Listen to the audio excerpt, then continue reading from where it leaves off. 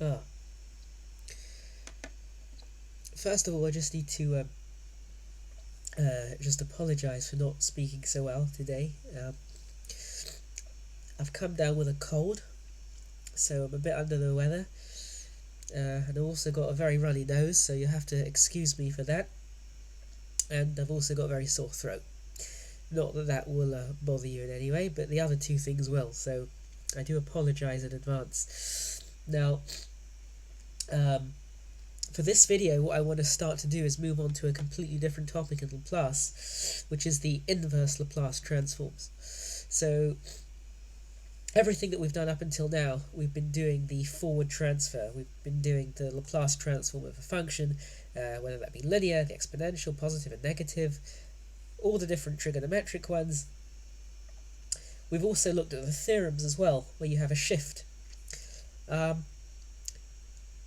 what we have to do now is actually start getting really good at those things, to the point where you'll be able to recognise what the reverse looks like. So when I first started doing this, I got really kind of upset, because I was like, you're joking, I've spent all this time doing this, and now it's going to get even harder because I have to recognise and kind of reverse engineer every single thing that I've done so far. So the answer is yes, kind of, but it's a lot simpler than it sounds, and it's really just a little bit like the integration of differentiation. What integration is for differentiation, inverse Laplace transforms are to Laplace. So what I'm going to do is just go and dive straight into one. So we're going to look at the inverse Laplace. So you just write, can you see that there? L to the minus 1, and that means the inverse Laplace transform. So let's have a look at one here. Let's say 4s squared minus 5s plus 6 on s plus 1, s squared plus 4. Look familiar? No, it shouldn't do. It should scare you a little bit, because it should scare. Well, it scared me, because that doesn't look anything like what we've seen before. So the first thing that we're going to do is actually, first of all, we realise this is actually a lot simpler than it looks. The first thing you do with any inverse Laplace transform is you want to break it down into things that we have seen, and there aren't that many. And the way that we're going to do that over here is by breaking it up into its partial fractions. So we see in the denominator here, we've got s plus 1 and s squared plus 4. So we have one normal linear component, and we've got a non-reducible quadratic factor over here. So this is when your partial fractions are really going to come into play. So what we can do is that we can say that this whole thing here, we can say, let's write this down over here. We can say that 4s squared minus 5s plus 6, all on s plus 1, s squared plus 4, is going to be identical to a on s plus 1 plus bs plus c on s squared plus 4.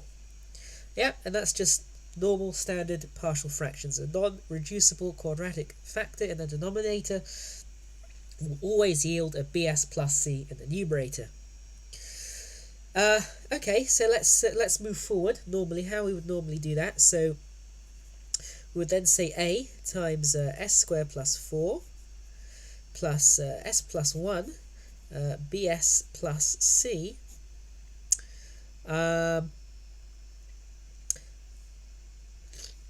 That will equal 4s squared minus 5s plus 6. And then we equate the coefficients. So we can see here that equating the s squareds, we've got 4 equals a plus b. And then we've got minus, well, yeah, let's just make that very clear. So we can say that b equals 4 minus a. And then we can say, well, look at the s's. We've got minus 5 equals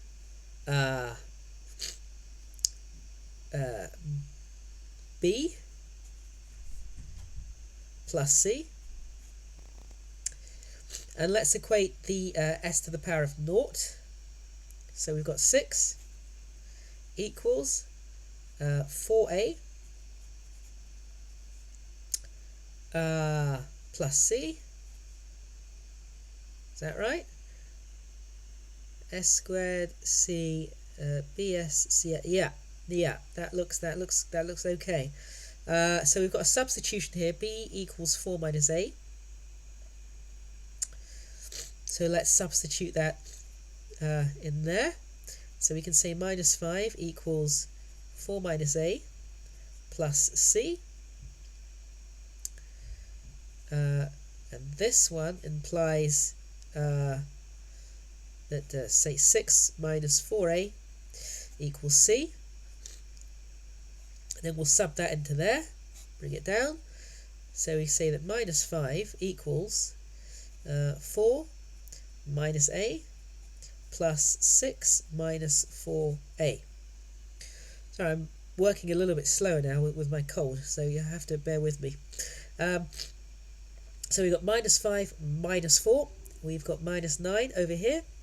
And then we've got minus 6 equals minus a minus 4a. I'm being very careful here, going very slowly. I'll still probably get it wrong, don't worry. Minus 15 equals minus 5a. Actually, that looks quite promising. Therefore, we can say that a equals 3. Yep. Can you see that there? No, you can't. Okay. Right, let's just move this up a bit. So we've got a equals 3. And then we can say that, well, b, from just bringing this over here, we've got b equals 4 minus a. B equals 4 minus 3 is 1. And then let's look at the c. We've got c equals 6 minus 4a. So that's 6 minus 4 times 3 equals 6 minus 12 equals minus 6. Therefore, c equals minus 6.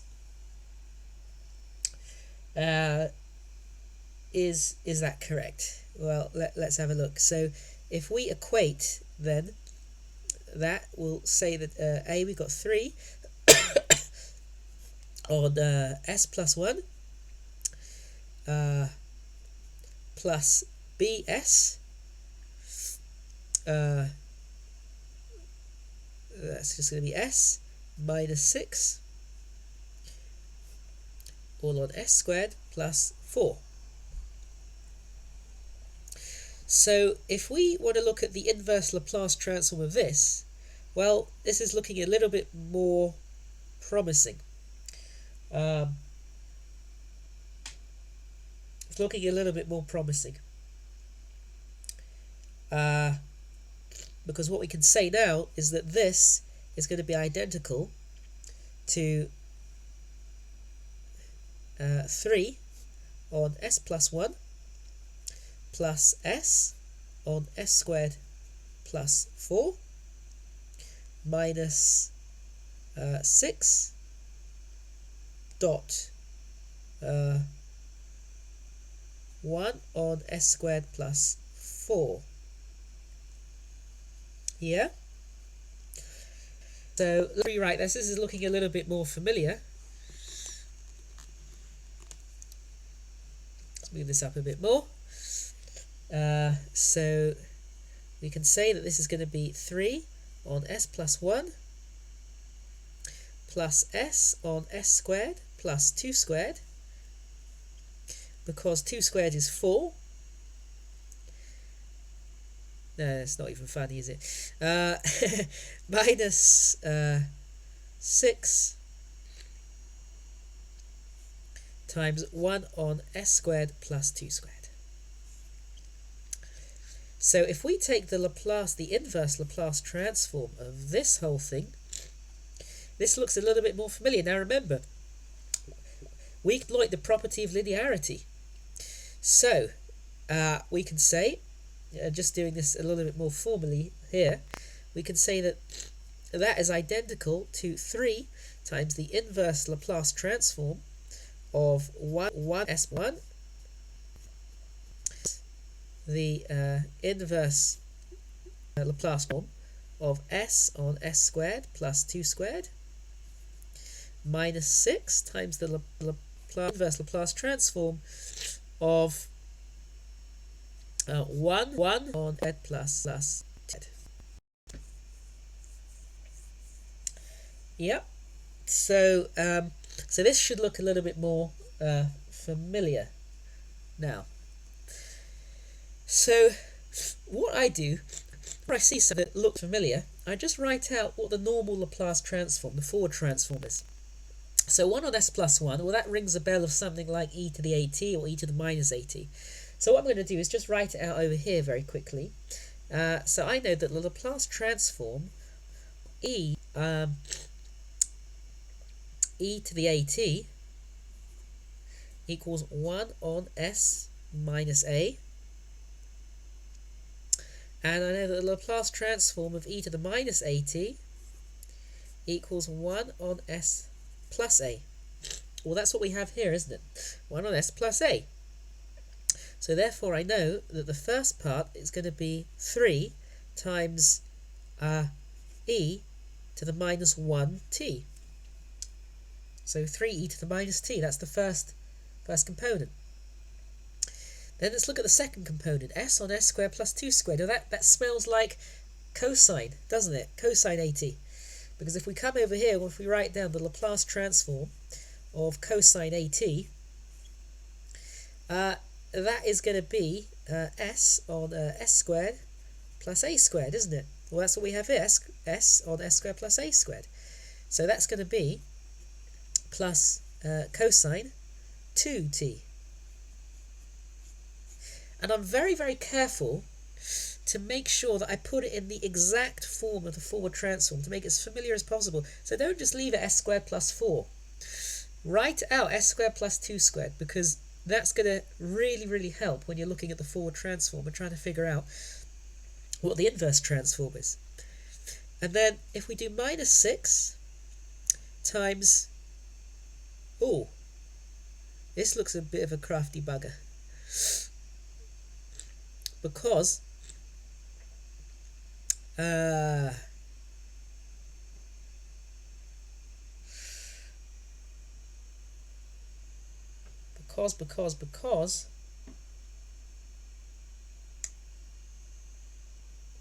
I don't want this guy to be 1.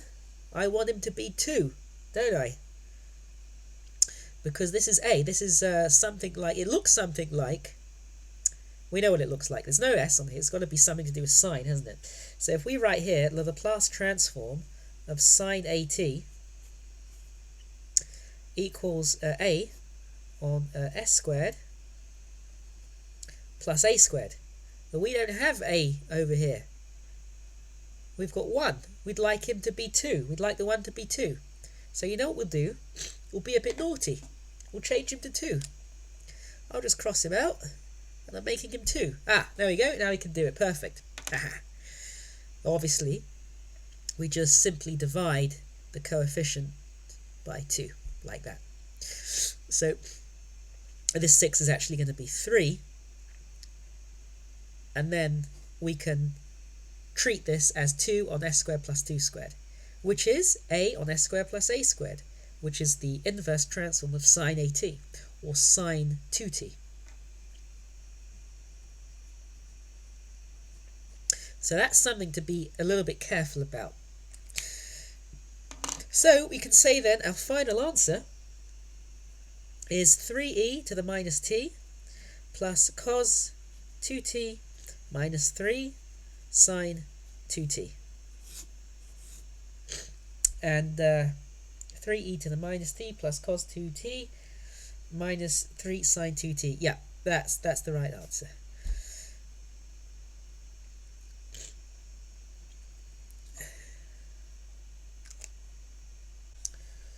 Okay, so let's have a look at this one over here. The inverse Laplace transform of s squared minus 9s minus 7, all on s squared plus 2s plus 2 times s minus 1. So again, the first thing to do will be to get that into partial fractions. So we're looking at s squared minus 9s minus 7, all on s squared plus 2s plus 2, s minus 1. So we've got this thing here. Is that non-reducible?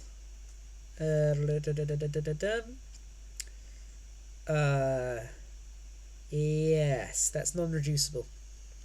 So we're going to have something like a on s minus 1 plus bs plus c, all on s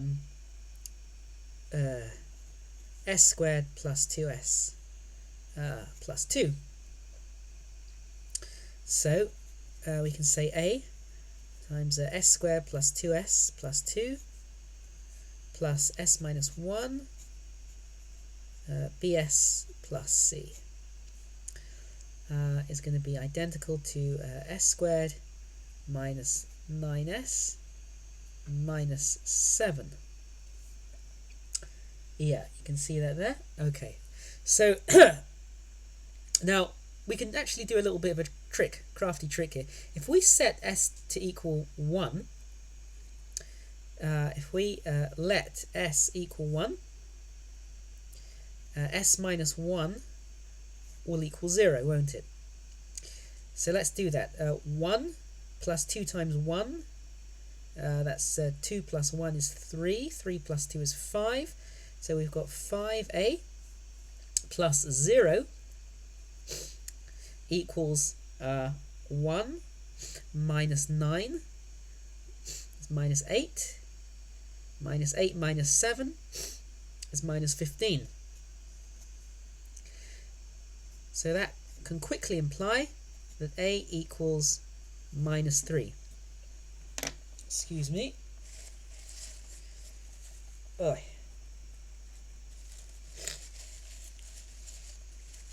So that's a nice little trick that you can use to, which you probably knew about anyway, never mind. Now, let's keep going. So where are we up to? You can see everything there. Let's move things up a little bit. So now we know what a is. Now for bs and c. So let's do the s squareds, why not? So we can say that a, s squared, plus b, s squared, c, bs, cs, equals 1. Therefore, because we know that a is minus 3 now, minus 3 plus b equals 1. So b equals 1 plus 3 equals 4. Therefore, b equals 4.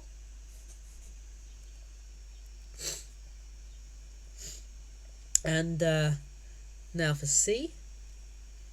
See, doing this little trick at the beginning really makes everything else a lot easier. And then let's do let's see.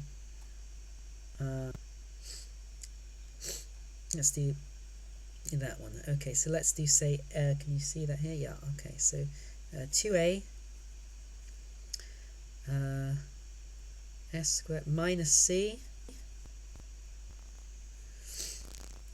will equal minus 7.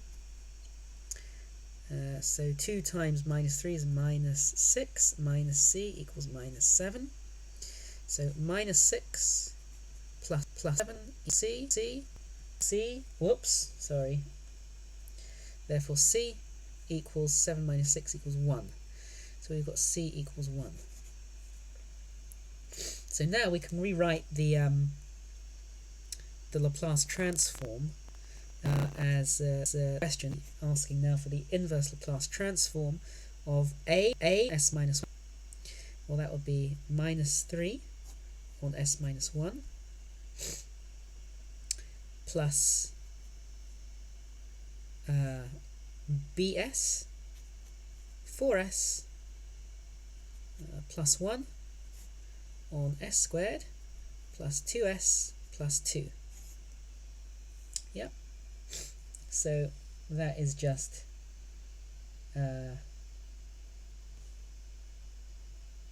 going back to here.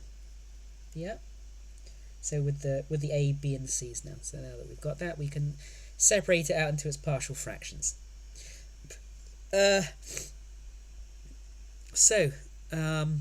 Let's proceed. So we can say that that's going to be the inverse Laplace transform of minus 3 on s minus 1 plus 4s. Oh, you need to be careful here.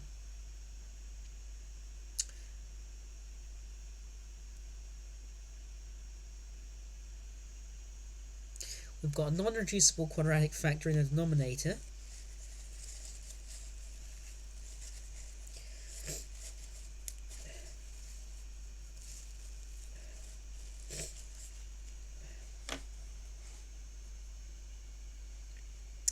Okay, so what we're going to do here, when we get to a situation like this, where you have a non-reducible quadratic factor, what we're going to need to do is actually write this in terms of, we're going to have to complete the square. You'll see why in a second. So if we complete the square, we're going to have s squared plus 2s plus 1. Is that right? Minus 1 plus 2. So that's going to give us s plus 1 squared plus 1, isn't it? Yeah. So this is going to be 4s plus 1 all on s plus 1 squared plus 1.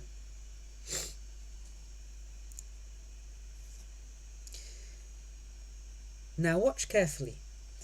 You see we have the 4s plus 1. Well, we've got a kind of s plus 1 going on in the top, and we've got an s plus 1 going on in the bottom. I mean, it's almost similar. It's very close. So,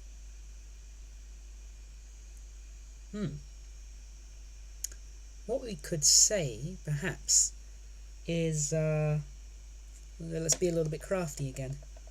I'm very crafty in maths. We can do that and say, well, multiply 4 by s plus 1. And now we've got the s plus 1, which is nice. And then obviously we've got the 4s, that's not going to change. But then we're adding on, got 4. Well, no, we only had 1 originally. So we're going to have to subtract 3.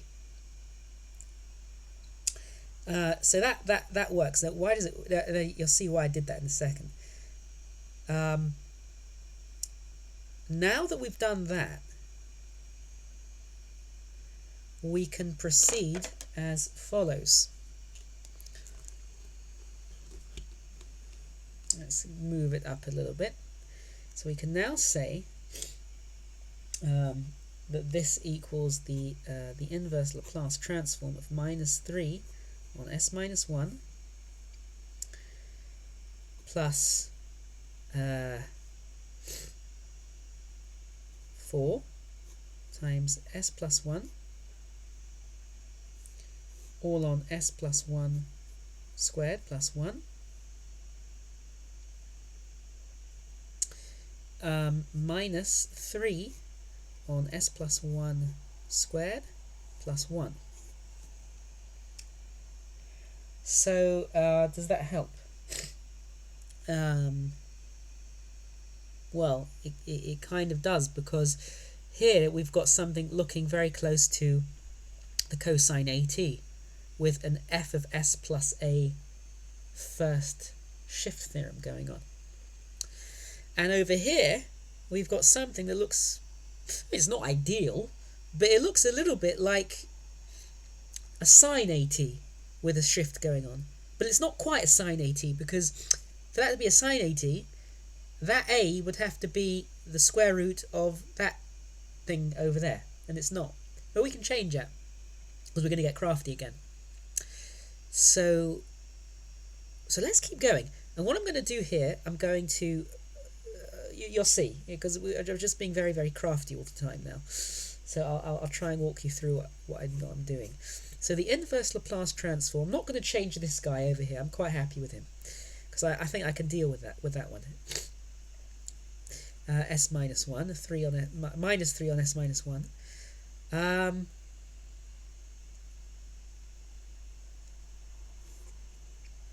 Plus 4 times the Laplace transform. I'm just going to separate them out now. That's not crafty. That's linearity going on. 4 times the Laplace transform of S plus 1 on S plus 1 squared plus 1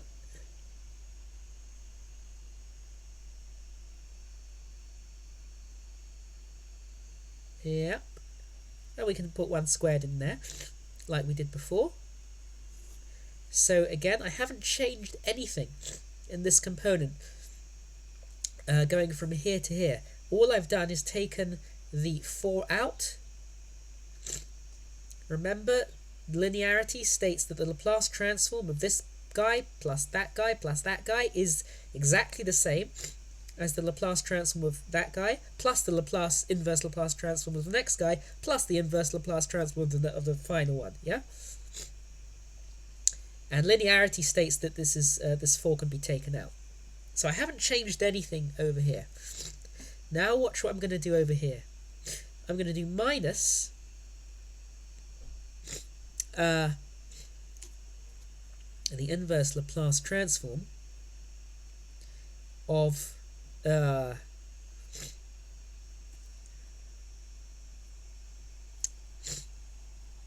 going to do 3 times the, sorry, excuse me, nose is going again. Oi, I do apologise.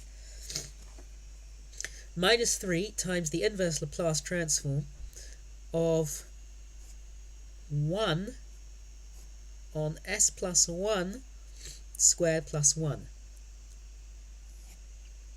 squared. Now this is starting to look like something that's a little bit solvable.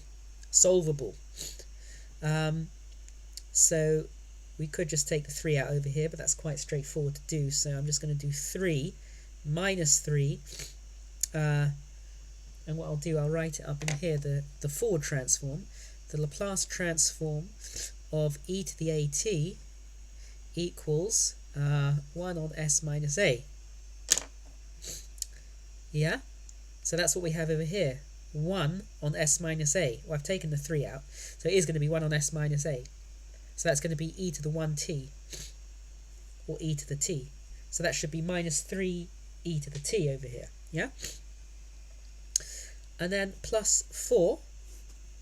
And let's deal with this one. So if we had, I don't know what pen to use anymore. So if we had s on s squared plus 1 squared, and I asked you for the inverse Laplace transform of that thing, you would know what it is, because that's just cosine 1t. Except, so let's write that cosine 1t, isn't it? Except that there is a shift that has gone on here. So do you remember the first shift theorem? So the first shift theorem states that the Laplace transform of e to the minus at f of t equals f of s plus a. Yeah? Obviously providing that the Laplace transform of f of t equals f of s. Yeah, that goes without saying. But if we accept that notation, then this is what's going to happen. So if we have an s plus a shift theorem going on, then we can say that the inverse Laplace transform must be e to the minus at. So that will be e to the minus 1t, or e to the minus t, times by the normal transform, which in this case is cos t. Yeah? So that is what I expect this will be here. And then we've got minus 3, we'll deal with the last one over here. Minus 3, and then we've got something similar going on over here. So if we had, I'm just going to write it down. Shall I do it in pen? I'll do it in pen. Yeah, why not? If we had 1 on s squared plus 1 squared, you would say, yeah, I know what that is. That's, well, it's a on s squared plus a squared. So that's from sine at, isn't it? Or sine t, sine 1t. So that's going to be sine t. But there is a shift theorem going on. So that can shift over here, so an s plus 1, which means that in the forward direction, the original function, sine t, had to be multiplied by e to the minus at. And here, a equals 1. So it's going to be e to the minus t again, e to the minus sine t. And now we just clear that up to make it look a little bit neater. So we've got minus 3e to the t plus 4e to the minus t cos t minus 3e to the minus t sine t. And if we did the Laplace transform in the forward direction, for that we would end up with our original question over here.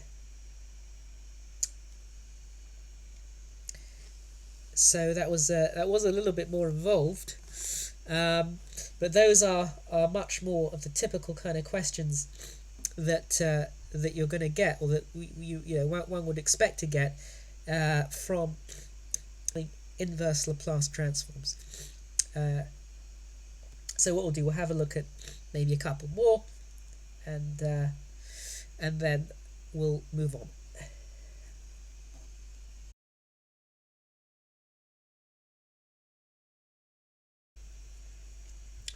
Okay, for the last example, I'm only going to do one more. I'm really not feeling up to doing very much. I do apologise, but I'm hopefully going to cover something that's going to be a little bit clever and help a lot with partial fractions. So if we have, say, f of s equals s plus 17 on s minus 1, s plus 2, s minus 3, and you're asked to find f of t. Again, what we're going to do is we'll do the inverse Laplace transform of f of s, and that should give us f of t. Now, when we have linear factors in the denominator, we can actually do a trick that will help with the partial fractions quite significantly. So we can see from here that that this is going to be, we can say that f of s is going to be equal to a on s plus 1, sorry, s minus 1, plus b on s plus 2, plus c on s minus 3. Copied that right? Yeah. And what we can say is that if we want to find what the coefficients are, we can just do the following. We can say for a, what's the limit as s tends to 1, i.e. to make the denominator of a 0, for s plus 17 on, and we're only going to take the remaining denominator factors, which is s plus 2 and s plus 3.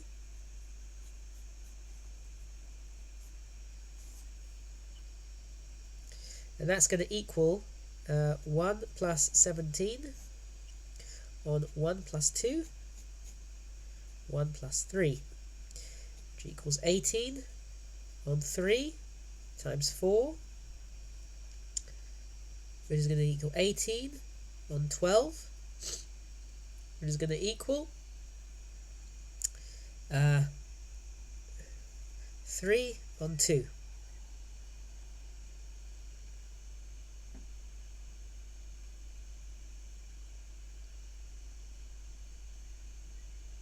Have I done something wrong? Yeah. That's s minus 3. That's s minus 3. So it's actually going to be s plus 2, 1 minus 3 is minus 2, minus 2, minus 2 times 3 is minus 6. So 18 divided by minus 6, sorry, is minus 3. Oy. I do apologise again. Now, let's see if I can be a little bit better with b. For b, we want to find b. So, let's take the limit as s tends to minus 2, get the denominator to 0, of, go back to the original function, if you can see it, s plus 17 on, remember what's not b, s minus 1 and s minus 3. So that's going to be minus 2 plus 17 is 14. On minus 2 minus 1 is minus 3. And minus 2 minus 3 is minus 5. I'm doing something very, very wrong here. Minus 2 minus 1 is minus 3.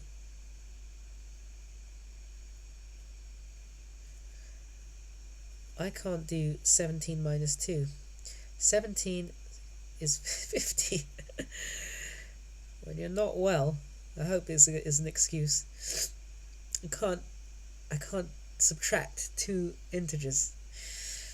Okay, 15 divided by minus 15 equals minus 1. Therefore, b equals minus 1. Yeah. Okay. Let's have a go at c. So for c, we need to be able to see where I'm getting all of this from. So for c, I'm going to take the limit as s tends to 3.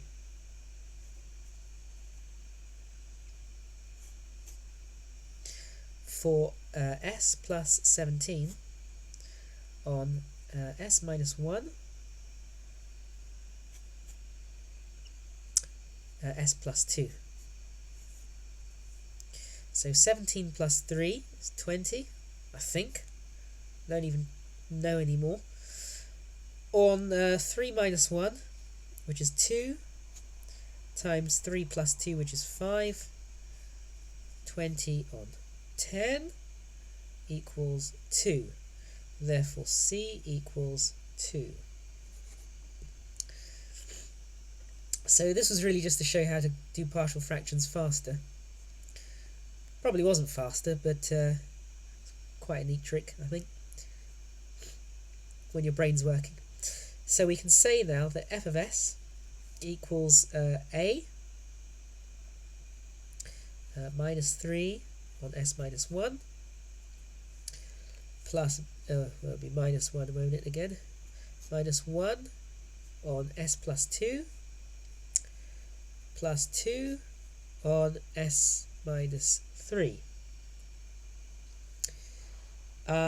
So if we do the inverse Laplace transform of f of s, we'll be looking for the inverse Laplace transform of this whole thing here.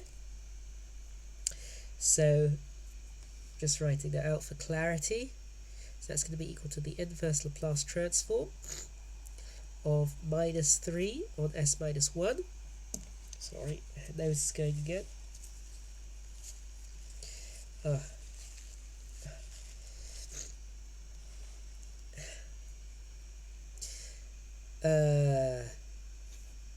Minus the inverse Laplace transform of 1 on s plus 2 plus the inverse Laplace transform of 2 on s minus 3.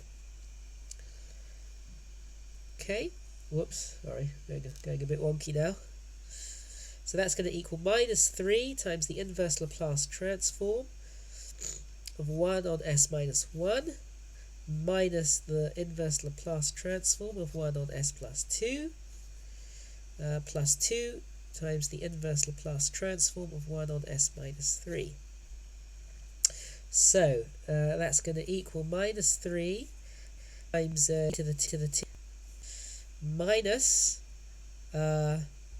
e to the minus t plus, that's s minus 3, isn't it? Yeah, that's 2 times e to the 3t, I believe. So if we just tidy that up a little bit, we'll end up with it's always good to go in higher orders of higher powers t. So we've got minus the minus 2t minus 3 e t plus 2e to the 3t.